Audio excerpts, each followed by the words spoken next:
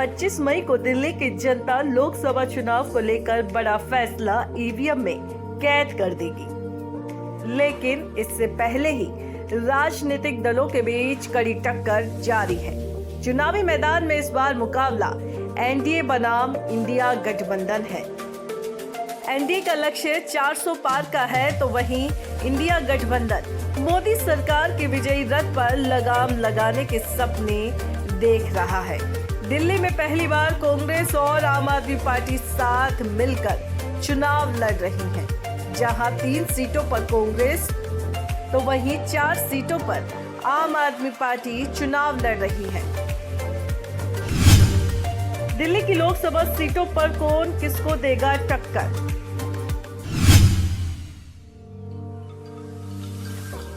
जैसे जैसे चुनाव का समय नजदीक आ रहा है, वैसे वैसे सियासी गलियारों में भी चुनावी चर्चा आम से खास हो गई है। जी हाँ, सबसे पहले बात हो रही है नई दिल्ली की। नई दिल्ली सीट पर बीते 2 चुनावों से बीजेपी का कब्जा रहा है। इस समय केंद्रीय मंत्री मीनाक्षी लेखी इस सीट से सांसद हैं। इस बार बीजेपी की तरफ से पूर्व केंद्रीय मंत्री सुषमा स्वराज की बेटी बांसुरी स्वराज को उम्मीदवार बनाया गया है। वहीं आम आदमी पार्टी की तरफ से सोमनाथ भारती उम्मीदवार है। साल 2019 के लोकसभा चुनाव में बीजेपी की मीनाक्षी लेखी ने इस सीट पर जीत हासिल की थी। मीनाक्षी लेखी को 5,03,000 वोट मिले थे। मीनाक्षी लेखी के सामने कांग्रेस के अजय माकन थे, उन्हें 2,47,000 वोट मिले थे। वहीं आप प्रत्याशी तीसरे नंबर पर थे। इस सीट पर जीत के बाद मीनाक्षी लेखी को केंद्र में मंत्री बनाया गया था।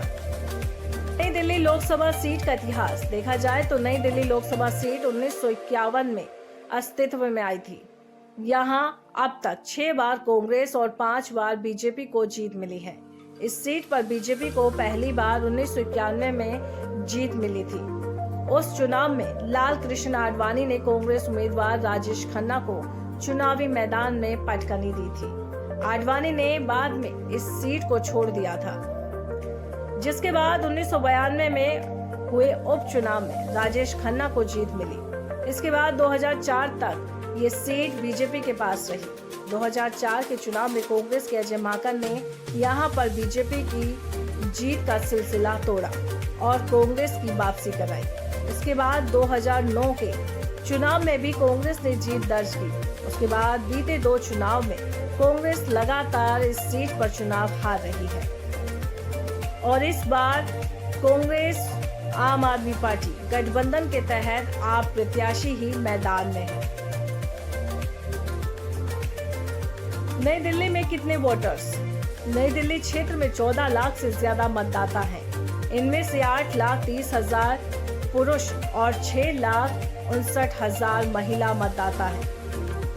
नई दिल्ली लोकसभा क्षेत्र में मुस्लिम समुदाय करीब 6% है, जबकि अनुसूचित जाति के करीब 21% मतदाता है। अगर सिख समुदाय की बात करें तो भी 3% से ज्यादा है। वर्तमान में नई दिल्ली की स्थिति। नई दिल्ली की वर्तमान स्थिति के बारे में बात करें तो इसमें वर्तमान में 10 विधानसभा क्षेत्र शामिल हैं। 7,21,153 पुरुष वोटर हैं। महिला मतदाताओं की संख्या 8,96,293 है। हर जेंडर के मतदाता 24 है। साल 2019 में कुल वोटरों की संख्या 9,20,541 थी, जिनमें से कुल पुरुष मतदाता 5,06,403 और महिला मतदाता 4,12,647 थी। साल 2019 में कुल मतदान प्रतिशत 56.91% रहा था।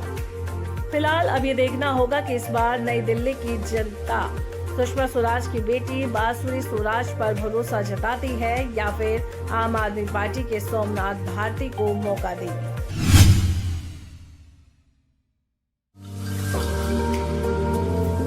राष्ट्रीय राजधानी दिल्ली की दक्षिण लोकसभा सीट भी एक महत्वपूर्ण सीट है। सीट पर भारतीय जनता पार्टी की पकड़ मजबूत रही है। साल 2019 में हाई प्रोफाइल सीट पर बीजेपी के उम्मीदवार रमेश बिधूड़ी ने बाजी मारी। इस बार के लोकसभा चुनाव में कांग्रेस और आम आदमी पार्टी सीट पर सूखा खत्म करने की कोशिश करेगी। ये दक्षिणी लोकसभा सीट से आपने सहीराम पहललाव को मौका दिया है। वहीं उनके खिलाफ बीजेपी ने दिल्ली विधानसभा में नेता प्रतिपक्ष रामवीर सिंह बिधूड़ी को टिकट दिया है। साल 2019 में बीजेपी ने जमाया कब्जा। दक्षिणी दिल्ली की लोकसभा सीट पर कांटे के मुकाबले की टक्कर में बीजेपी के उम्मीदवार रमेश बिधूड़ी ने 3,67,043 वोटों के साथ भारी जीत हासिल की थी। इस सीट पर रमेश बिधूड़ी को 6,87,014 वोट मिले। वहीं आम आदमी पार्टी के उम्मीदवार राघव चड्ढा को 3,19,971 वोट मिले थे। साथ ही कांग्रेस पार्टी के उम्मीदवार बॉक्सर विजेंद्र सिंह को 1,64,613 वोटों से ही संतोष करना पड़ा। दक्षिणी दिल्ली लोकसभा सीट का इतिहास। दक्षिणी दिल्ली लोकसभा सीट के अंतर्गत विधानसभा की 10 सीटें आती हैं। ये लोकसभा सीट 1967 अस्तित्व में आई थी। यहाँ पर हुए पहले चुनाव में भारतीय जनसंघ को जीत मिली। अगला चुनाव 1971 में हुआ और कांग्रेस के शशि भूषण ने जीत हासिल की। यह हाई प्रोफाइल सीट रही है। यहाँ से मदन लाल खुराना, सुषमा स्वराज और विजय कुमार मल्होत्रा जैसे दिग्गज चुनाव जीत चुके हैं। यहाँ पर हुए अब तक के 13 चुनावों में 4 बार कांग्रेस और 7 बार बीजेपी ने जीत दर्ज की है। यानी इस लोकसभा सीट पर बीजेपी का दबदबा रहा है। साल 2019 के लोकसभा चुनाव में बीजेपी के रमेश बिधूड़ी ने यहां से जीत हासिल की थी।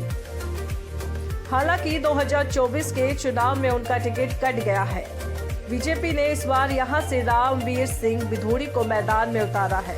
उनका मुकाबला आम आदमी पार्टी के सहीराम से होगा। दक्षिणी दिल्ली के क्या कहते हैं जातीय समीकरण। साउथ दिल्ली की लोकसभा सीट पर जाट और गुर्जर समुदाय का वर्चस्व रहा है।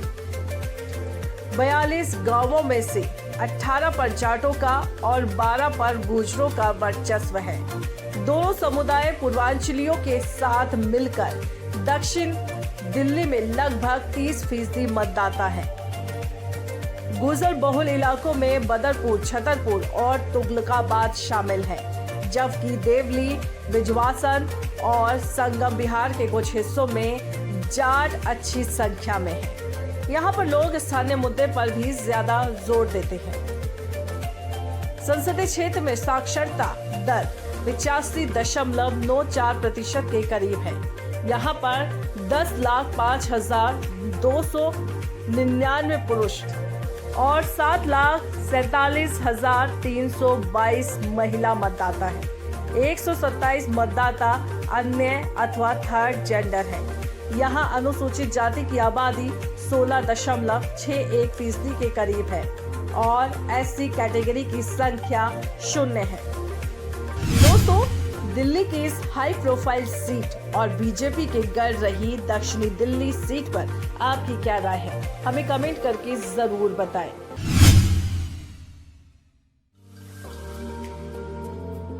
उत्तरी पूर्वी दिल्ली लोकसभा सीट से कांग्रेस ने जेएनयू छात्र संघ के पूर्व अध्यक्ष कन्हैया कुमार को उतारा है। बीजेपी से 2 बार के सांसद मनोज तिवारी के खिलाफ कन्हैया कुमार चुनाव लड़ेंगे। पूर्वांचली और मुस्लिम बहुल उत्तर पूर्वी दिल्ली सीट पर पहली बार 2 पूर्वांचलियों के बीच चुनावी मुकाबला होने जा रहा है। बीजेपी ने दिल्ली की सभी 7 सांसदों में से 6 का टिकट काटकर उनकी जगह नए चेहरों को उतारा है, जबकि मनोज तिवारी इकलौते ऐसे सांसद हैं जिन पर पार्टी ने भरोसा जताया है। उत्तरी पूर्वी सीट पर कांग्रेस के जेपी अग्रवाल और शीला दीक्षित जैसे दिग्गज नेताओं को मनोज तिवारी मात दे चुके हैं। ऐसे में आम आदमी पार्टी कांग्रेस गठबंधन से चुनावी मैदान में उतरने जा रहे कन्हैया कुमार उत्तरी पूर्वी सीट पर मनोज तिवारी को क्या चुनौती दे पाएंगे? क्या कहता है उत्तरी पूर्वी सीट का समीकरण? उत्तर पूर्वी दिल्ली लोकसभा सीट के तहत 10 विधानसभा सीटें आती हैं, जिसमें बुराड़ी, तिमारपुर, सीमापुरी, रोहतास नगर, सीलमपुर, गोंडा, बाबरपुर, गोकलपुर, मुस्तफाबाद और करावल नगर सीट शामिल है। इन 10 विधानसभा सीटों में से रोहतास नगर, गोंडा और करावल नगर में बीजेपी के विधायक हैं, जबकि बाकी 7 विधायक आम आदमी पार्टी के हैं। हालांकि लोकसभा विधानसभा चुनाव का वोटिंग पैटर्न काफी अलग है, जिसके चलते 2024 का मुकाबला काफी रोचक होने जा रहा है। उत्तरी पूर्वी सीट पर पूर्वांचली मतदाता करीब 28% हैं, यानी बिहार और पूर्वी यूपी के मतदाता बड़ी संख्या में है। इसके अलावा 23% मुस्लिम वोटर काफी अहम और निर्णायक है। हालांकि इस साल 2019 के लोकसभा चुनाव उत्तरी पूर्वी दिल्ली सीट पर बीजेपी के मनोज तिवारी ने 7,87,799 मत मिले थे। कांग्रेस प्रत्याशी शीला दीक्षित को 4,21,697 वोट मिले थे और आम आदमी पार्टी के दिलीप पांडे को 1,90,856 वोट हासिल हुए थे। कांग्रेस और आम आदमी पार्टी प्रत्याशी के मिलने वाले वोटों को अगर मिला दे तो मनोज तिवारी का पल्ला भारी नजर आ रहा है, लेकिन 10 साल से वो सांसद हैं और इस क्षेत्र में उनके खिलाफ सत्ता विरोधी लहर मानी जा रही है। कन्हैया कुमार ने मनोज तिवारी के 10 साल के कामकाज को लेकर सवाल उठाना शुरू कर दिया है और पूछा कि बताएं कि उन्होंने उत्तरी पूर्वी दिल्ली सीट के लिए क्या किया है। कन्हैया की ताकत और कमजोरी।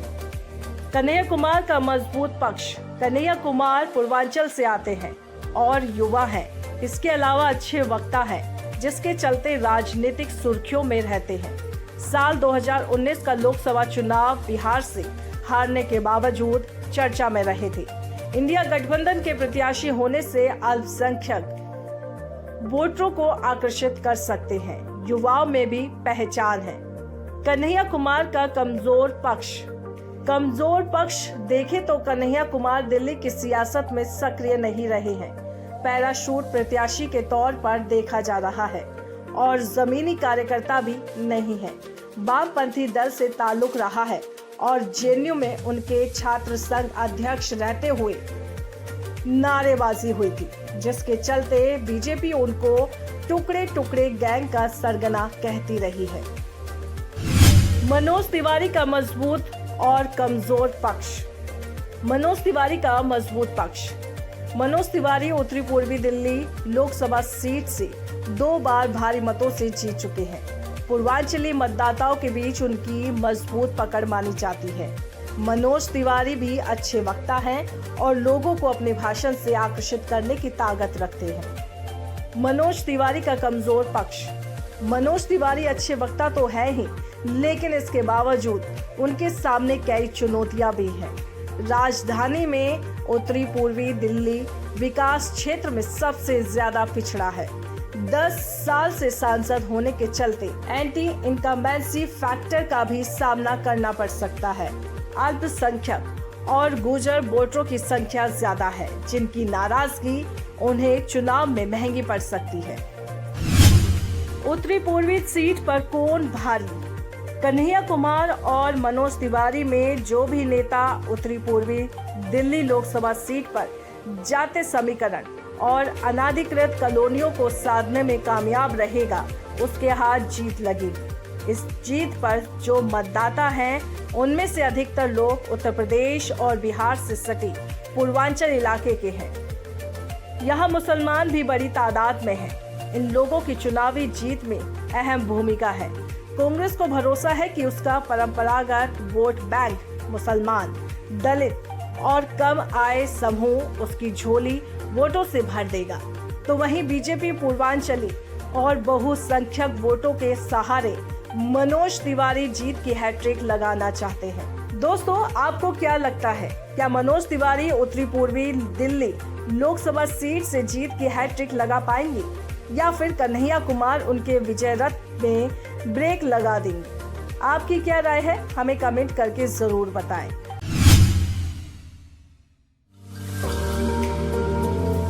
वैसे तो देश की सत्ता संभालने के लिए सभी 543 सीटों पर जोर आजमाइश होगी, लेकिन राजधानी दिल्ली की 7 लोकसभा सीटों पर सबकी नजर होगी। वर्तमान में सभी 7 सीटें बीजेपी के हिस्से में हैं। पूर्वी दिल्ली लोकसभा सीट से बीजेपी की तरफ से हर्ष मल्होत्रा मैदान में होंगे। उनके सामने आम आदमी पार्टी विधायक कुलदीप कुमार होंगे।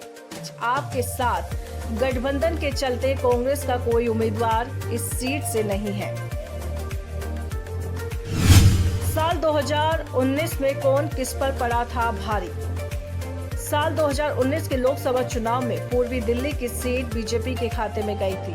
तब भारतीय जनता पार्टी ने पूर्व क्रिकेटर गौतम गंभीर को टिकट दिया था।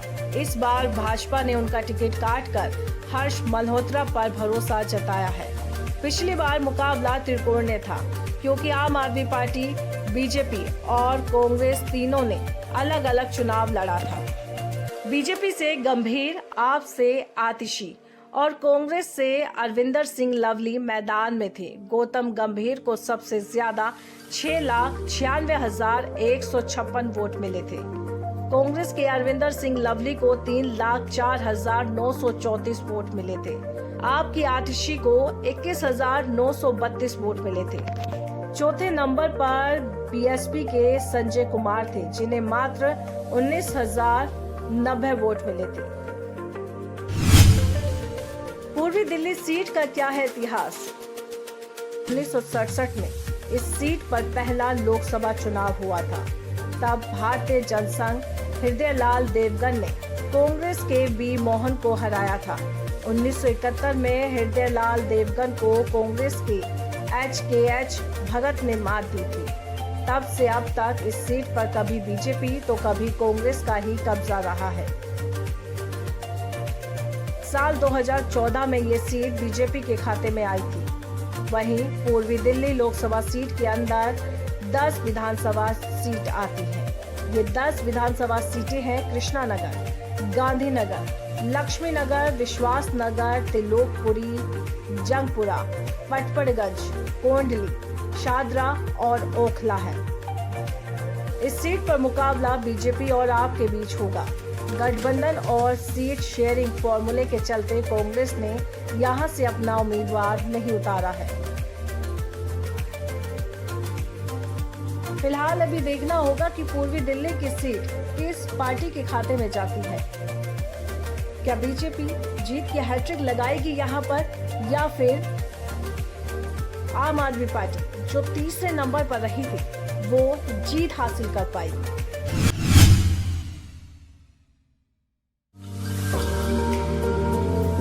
चांदनी चौक सीट पर सियासी बिसात बिछ गई है। टक्कर अनुभवी बनाम नए उम्मीदवार के बीच है। दोनों की अपनी खूबियां हैं, इसी के दम पर दोनों प्रचार कर रहे हैं। गठबंधन में कांग्रेस के खाते में आई इस सीट पर जयप्रकाश अग्रवाल यानी कि जेपी अग्रवाल मैदान में है। जीतने पर जेपी चौथी बार संसदीय क्षेत्र का प्रतिनिधित्व करेंगे, तो वहीं दूसरी तरफ बीजेपी से पहली बार चुनाव लड़ रहे प्रवीण खंडेलवाल मैदान में है। जीत मिलने पर पीके अपने सियासी सफर का खाता खोलेंगे। भारतीय जनता पार्टी के डॉक्टर हर्षवर्धन यहाँ के सांसद हैं। वो पिछले 2 बार से यहाँ से चुनाव जीतते आ रहे हैं। पिछले 2 चुनावों में बीजेपी के प्रदर्शन को देखते हुए ये सीट उसका गढ़ बनती जा रही है। 2014 लोकसभा चुनाव के नतीजे। साल 2014 में बीजेपी के डॉक्टर हर्षवर्धन, आम आदमी पार्टी के आशुतोष और कांग्रेस के दिग्गज नेता कपिल सिब्बल ने यहां से चुनाव लड़ा था। लेकिन ये डॉक्टर हर्षवर्धन ने 4,37,938 वोटों के साथ अपने करीबी प्रतिद्वंदी से 363 वोटों के अंतर से चुनाव जीता। तीसरे स्थान पर कांग्रेस के कपिल सिब्बल ने कुल 1,76,206 वोट हासिल किए। साल 2019 लोकसभा चुनाव के नतीजे। साल 2019 के लोकसभा चुनाव में बीजेपी ने डॉक्टर हर्षवर्धन को मैदान में उतारा था। उन्होंने कांग्रेस के जयप्रकाश अग्रवाल को शिकस्त दी। तीसरे नंबर पर आम आदमी पार्टी के पंकज कुमार गुप्ता थे। डॉक्टर हर्षवर्धन को चुनाव में 5,17,939 वोट मिले थे। उन्होंने 2,27,250 वोटों से जीत हासिल की थी। क्या कहता है चांदनी चौक लोकसभा सीट का इतिहास? देश की राजधानी दिल्ली में लोकसभा की 7 सीटें हैं और उन्हीं में से एक है चांदनी चौक।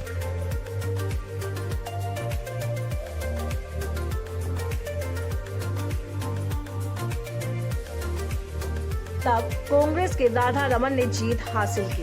1962 के चुनाव में भी कांग्रेस का विजयी पताका फहराया। हालांकि 1967 के चुनाव में उसे हार मिली और भारतीय जनसंघ के आर गोपाल यहां के सांसद बने। 1971 के चुनाव में कांग्रेस ने यहां फिर वापसी की। 1977 में हार का सामना करने के बाद वो 1980, 1984, 1989 के चुनाव में जीत दर्ज की। बीजेपी को यहां पहली बार जीत मिली 1991 में। तब ताराचंद खंडेलवाल जीत दर्ज कर लोकसभा पहुंचे। 1996 में कांग्रेस के जयप्रकाश अग्रवाल यहां से सांसद बने। 1998 में और 1999 में बीजेपी के विजय गोयल ने जीत दर्ज की। इसके बाद 2004 और 2009 में कांग्रेस के कपिल सिब्बल यहां से सांसद बने। साल 2019 तक हुए कुल 15 लोकसभा चुनाव में ज्यादातर बार कांग्रेस को जीत मिली। वो 9 बार यहां पर लोकसभा का चुनाव जीती है। वहीं बीजेपी 5 बार लोकसभा का चुनाव जीती है। वहीं बीजेपी को 5 चुनावों में जीत मिली है। समाज के हैं कितने लोग? चांदनी चौक में मुस्लिम समुदाय के लोगों की संख्या अच्छी खासी है। यहाँ पर 20.34% मुसलमान रहते हैं। वहीं एससी जाति के 21.14% लोग यहाँ रहते हैं। इसके अलावा जैन 1.26% और सिख 2.26% चांदनी चौक में रहते हैं। 2019 के लोकसभा चुनाव में चांदनी चौक में 14,47,228 वोटर्स थे। इसमें से 9,80,000 लोगों ने वोट डाला था। फिलहाल अब ये देखना होगा कि चांदनी चौक की सीट पर बीजेपी जीत की हैट्रिक लगाती है या फिर कांग्रेस के जेपी अग्रवाल का जादू चलेगा।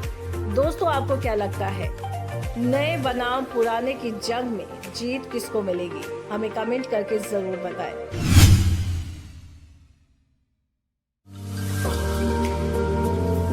राष्ट्रीय राजधानी में सबसे नई लोकसभा सीट पश्चिमी दिल्ली है। ये सीट 2009 के संसदीय चुनाव से थोड़ा पहले अस्तित्व में आई। इस सीट पर अब तक 3 लोकसभा चुनाव हो चुके हैं। अब चौथा चुनाव होने में कुछ ही दिन बचे हैं। इस सीट की सबसे खास बात यह है कि तीनों चुनावों में इस सीट पर जीतने वाली पार्टी ने केंद्र में सरकार बनाई है। लोकसभा चुनाव 2024 में मुकाबला बीजेपी के कमलजीत सहरावत और आप नेता महाबल मिश्रा के बीच है, जिन्हें कांग्रेस का भी समर्थन प्राप्त है। जहां 2014 में आम आदमी पार्टी दूसरे नंबर पर थी, वहीं 2019 में कांग्रेस दूसरे नंबर पर थी। इस सीट पर बीजेपी ने 2 बार कब्जा जमाया है। 2019 का जनादेश सभा चुनाव में इस सीट से बीजेपी के प्रवेश साहिब सिंह वर्मा ने जीत दर्ज की। उन्हें 8,65,648 वोट मिले, जबकि कांग्रेस के महाबल मिश्रा 2,87,162 के साथ दूसरे स्थान पर रहे और आपके बलबीर जाखड़ 2,51,873 वोटों के साथ तीसरे स्थान पर रहे। 2014 का जनादेश 2014 के लोकसभा चुनाव में बीजेपी के प्रवेश साहिब सिंह वर्मा ने आम आदमी पार्टी जर्नैल सिंह को शिकस्त दी।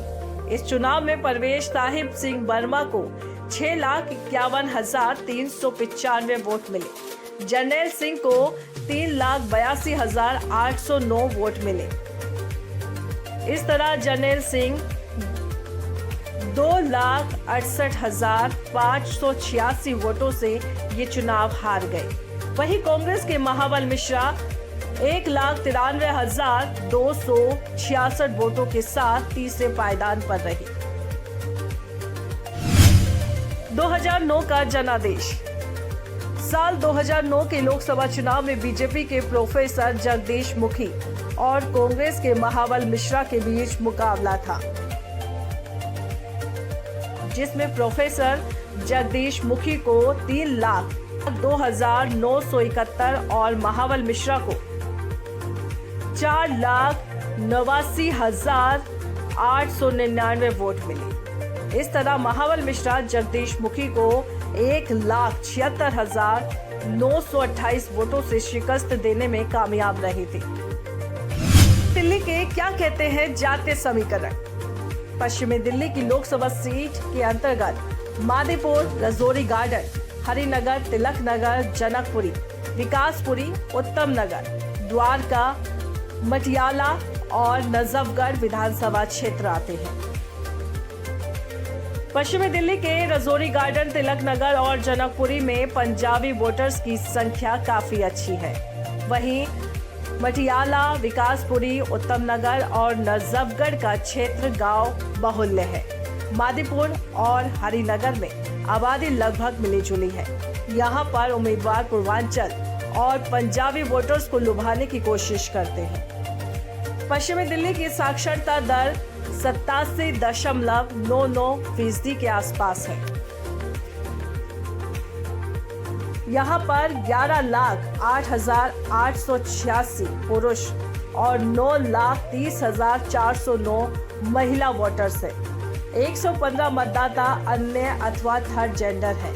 यहाँ एससी कैटेगरी की संख्या 12.84% है और एसटी 0 के करीब है। फिलहाल अब ये देखना होगा कि मौजूदा सांसद परवेश वर्मा का टिकट कटने के बाद क्या बीजेपी अपने विजय रथ को आगे बढ़ाने में कामयाब हो पाएगी या नहीं।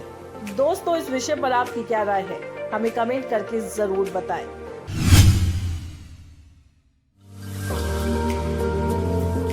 उत्तर पश्चिमी दिल्ली सीट देश की राजधानी दिल्ली की 7 लोकसभा सीटों में से एक है। ये सीट 2008 में अस्तित्व में आई। बीजेपी के हंसराज हंस यहाँ के सांसद हैं। उत्तर पश्चिम संसदीय क्षेत्र में कांग्रेस के उदित राज की टक्कर बीजेपी के उम्मीदवार योगेंद्र चंदोलिया से है।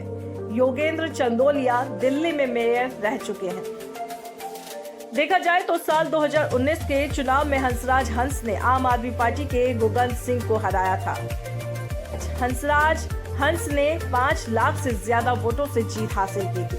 इस सीट पर अब तक 3 चुनाव हुए हैं, जिसमें से 2 में बीजेपी और 1 में कांग्रेस को जीत मिली। उत्तर पश्चिमी दिल्ली लोकसभा सीट के अंतर्गत विधानसभा की 10 सीटें आती हैं, जिसमें रिठाला, बवाना, नरेला और रोहिणी जैसी सीटें हैं। कुल कितने वोटर्स हैं?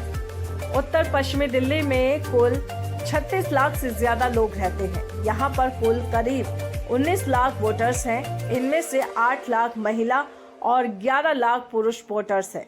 यहाँ की साक्षरता दर करीब 76% है। इस क्षेत्र में करीब 8% मुस्लिम आबादी है और 18% एससी वर्ग के लोग रहते हैं। उत्तर पश्चिमी दिल्ली सीट का इतिहास। उत्तर पश्चिमी दिल्ली सीट 2008 में अस्तित्व में आई। 2009 में यहाँ पर पहला चुनाव हुआ। कांग्रेस की कृष्णा तीरथ को जीत मिली। उन्होंने बीजेपी की मीरा कंवारिया को हराया था। इसके बाद साल 2014 के चुनाव में बीजेपी ने यहाँ से उदित राज को टिकट दिया। मोदी लहर में उन्होंने भी जीत दर्ज कर ली। उदित राज को करीब लाख वोट मिले। वहीं आप की राखी बिरला को करीब 5.5 लाख वोट मिले। 2019 में बीजेपी ने उम्मीदवार बदला और हंसराज हंस को टिकट दिया। उन्होंने बीजेपी को निराश नहीं किया और जीत दर्ज की। फिलहाल अब ये देखना होगा कि इस बार उत्तर पश्चिमी संसदीय क्षेत्र से जीत किसे नसीब होती है और किसके खाते में हार का ठीकरा फूटता है। दोस्तों, आपकी क्या राय है, हमें कमेंट करके जरूर बताएं। ये दिल्ली की वो 7 लोकसभा सीट है जिन पर फिलहाल बीजेपी का कब्जा है, या फिर मोदी की आंधी में एक बार फिर दिल्ली में क्लीन स्वीप देखने को मिलेगा। दोस्तों, आपको क्या लगता है, क्या इस बार बीजेपी दिल्ली में लोकसभा चुनाव में जीत की हैट्रिक लगाएगी या फिर कांग्रेस और आप खाता खोलने में कामयाब हो पाएगी? हमें कमेंट करके जरूर बताएं। साथ ही हमारे चैनल को सब्सक्राइब करना बिल्कुल न भूलें।